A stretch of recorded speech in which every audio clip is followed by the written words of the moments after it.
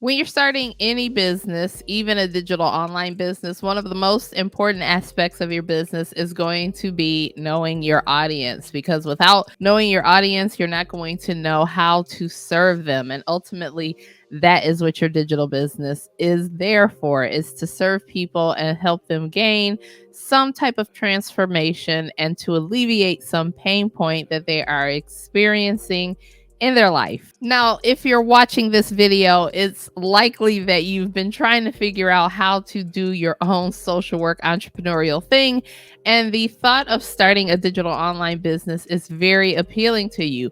But you've probably watched several YouTube videos and you hear people saying that you have to know how to identify your target audience and you have to speak to your target audience, or you might hear them say things like you should niche down and all of these wonderful buzzwords. But you might be thinking, okay, well, how? How do I make that happen? Well, if you've ever wondered how to precisely identify the target audience that resonates with your social work digital online business, this video is for you. And it's step 3 in our series of videos where I am showing you how to start a social work digital business from scratch. So by the end of this video, you're going to have all the tools and resources that you need to start identifying your target audience so you can get to helping them solve a problem, relieve a pain, or fulfill a desire. Let's get into it.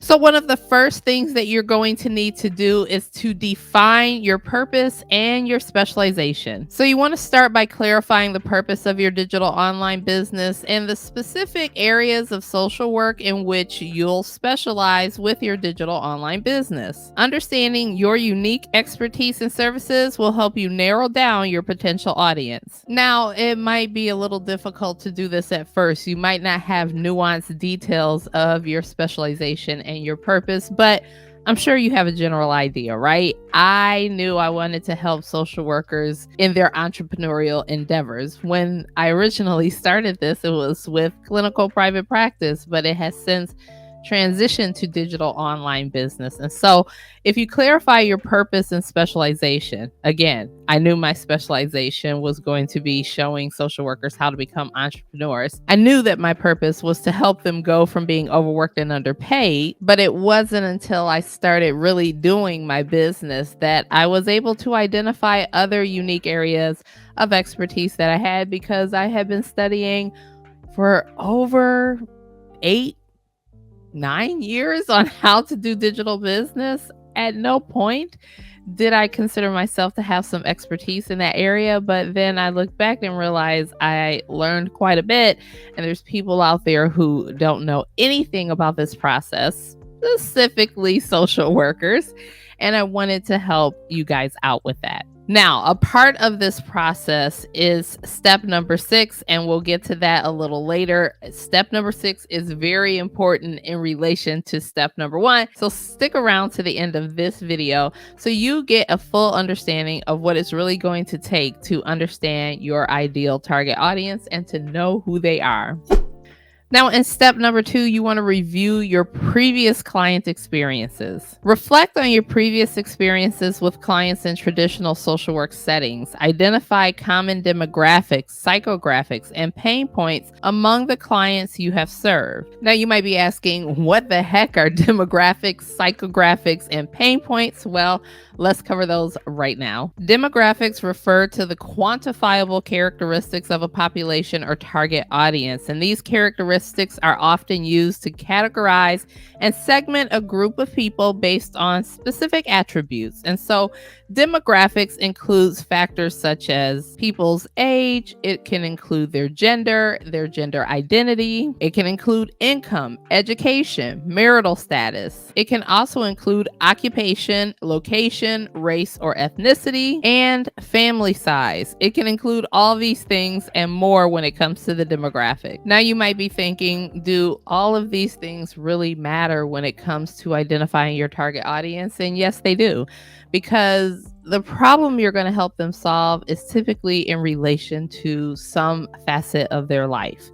And this facet of their life lends itself to the problem. And so you want to know what that is, right? So if you are working with women age 45 to 65 who are looking for life fulfillment or whatever they might be looking for, you need to know the issues that they're dealing with between the ages of 45 to 65, which are going to be vastly different than a woman between the age of 25 to 45. And so the solution that you might have for them might be dependent upon a particular area of demographics for them. Now, this is important because their occupation is also important. You can't have a high ticket item if everyone, or if your ideal client or your ideal customer only makes $25,000 to $30,000 a year. If you know that this is the income coming into their household and you're trying to price your product at $6,000 to $10,000, it's very likely that your target audience will not be able to afford to purchase that item from you. And if you had done your market research, which we will cover in the next video, you would know that this is not a suitable product for your target audience. Not saying that you can't have a high ticket offer one day, but you might need to take your customers along the customer journey to get them to the point where they can afford to purchase that high ticket, extreme transformational particular product that will help them achieve that particular type of extreme transformation, is what I should be saying. But you have to know these things about them. You have to know their marital status. You don't want to talk about topics and it's not on par for your target audience, right? So it's important to know their demographics. Let's take a look at their psychographics. Psychographics delve into the psychological and behavioral attributes of a target audience. Now, these attributes provide insights into this particular audience's lifestyle, their attitudes, their values, interests, and personality traits. And so, psychographic factors include their lifestyle, any type of values they may have, it's their attitudes, their interests, their personality traits. And again, all of these are extremely important. There's a guy that I follow. He has a digital course, of course. Maybe that was redundant. He has a digital course, and I remember him talking about him identifying his own target audience, and he knew that they were African American women between the ages, I think he said like 30 and 55, who listened to Cardi B. Or did he say 25? It was some age range in there. It might have been 25 to 55. And this particular African American woman would listen to Cardi B. Now, when he did his marketing, he utilized knowing this about his particular target audience to write his marketing copy. Pretty sure he's not writing his marketing copy. He might be sending that off to them.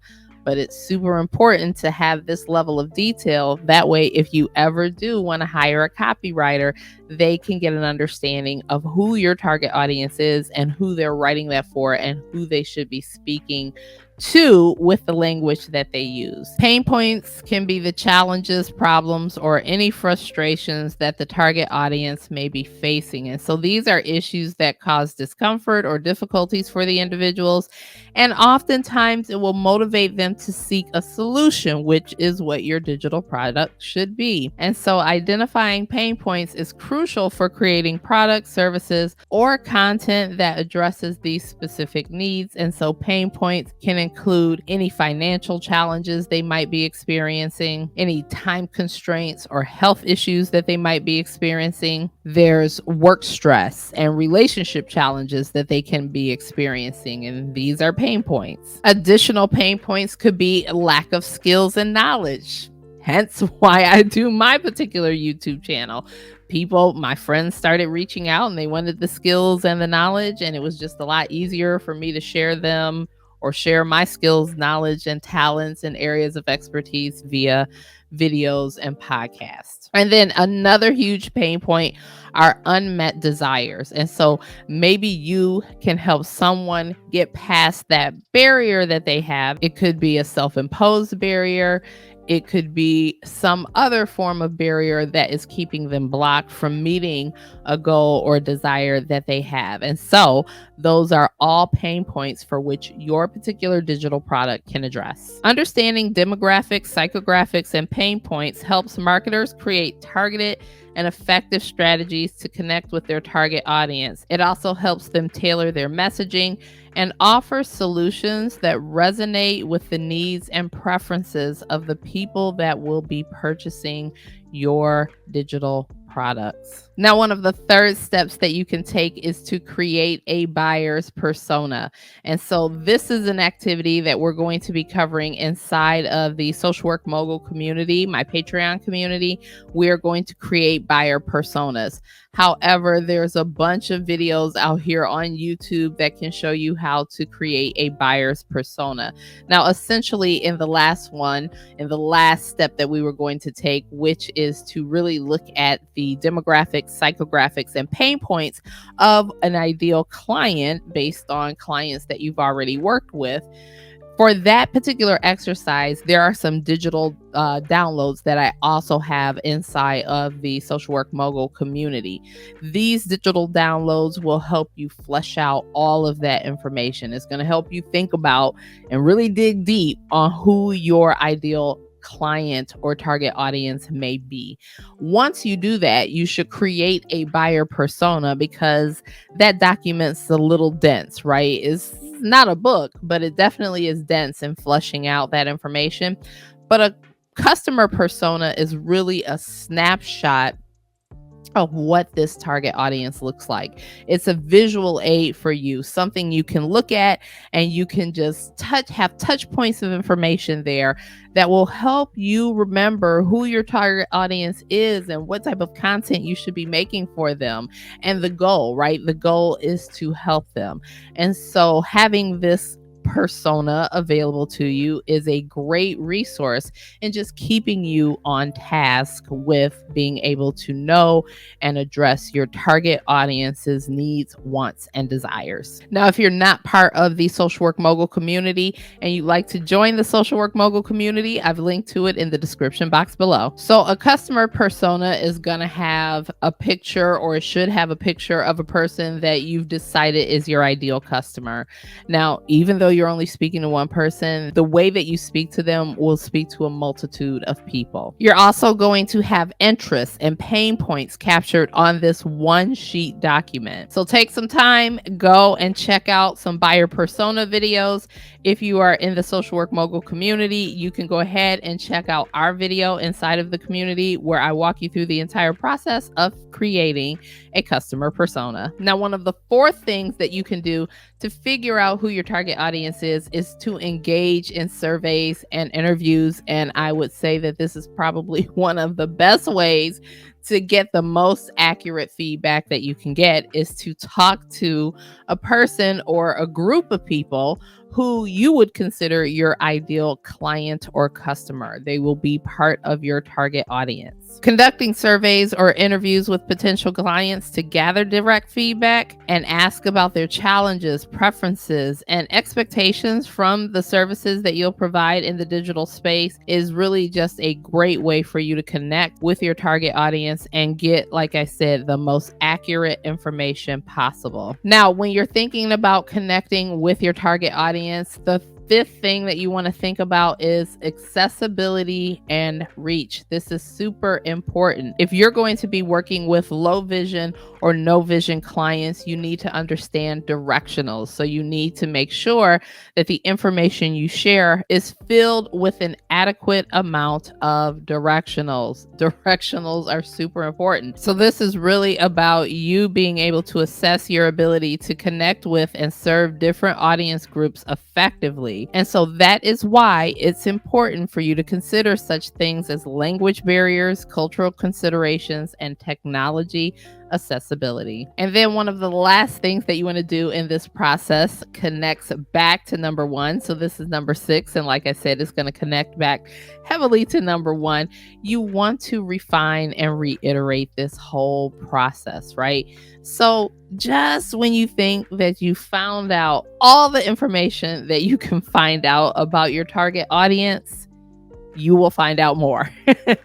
So it's always important to stay connected with your target audience. It's very important to continually update what you find out about them, what their needs are, what their desires are.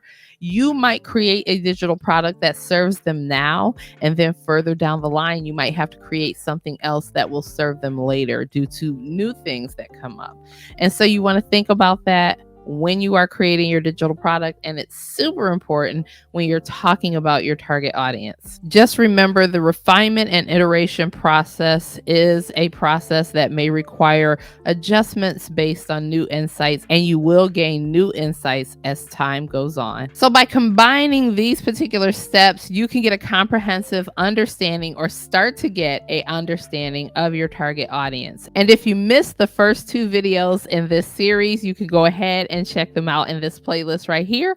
And until next time, this is your girl Michelle saying, the time is now. Stop waiting. Start your social work digital online business. Bye for now.